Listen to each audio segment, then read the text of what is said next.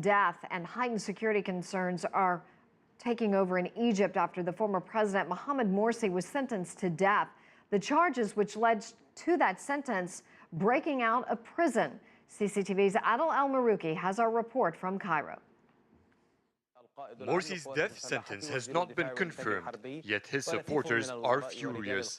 Hours after the verdict, 3 prosecutors in North Sinai were shot to death and 3 courthouses were attacked across the country, one of them torched. The Interior Ministry says it has raised its alert levels across the Republic, but analysts expect more violence.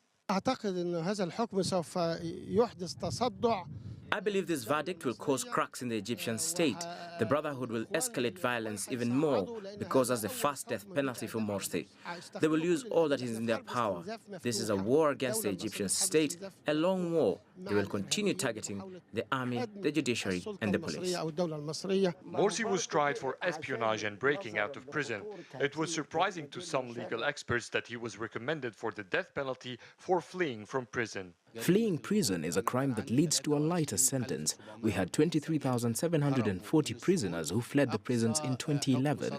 The maximum sentence they got was 6 months in prison because the law states that the penalty of this crime is 1 year at the most. But the defendants were accused of breaking out, killing prisoners, stealing weapons and murdering security officers in different prison facilities than where they were jailed. The penalty for that could be death. I was expecting the death penalty in the espionage case, but not the fleeing from prison.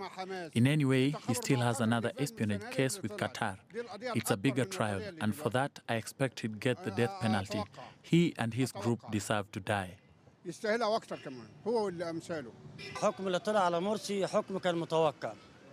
think the judge should have sentenced him to death directly instead of waiting for the Mufti. With that, he's given room for the prosecution and Morsi lawyers to appeal. Morsi will face the results of his acts. He has brought death to himself. The president of the Judicial Club, Justice Ahmed stressed that nothing will stop them from proceeding with fair trials against the Muslim Brotherhood, even Saturday's assassinations.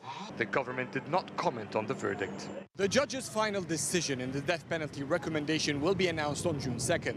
By then, Morsi would have received 3 verdicts, but 2 remain.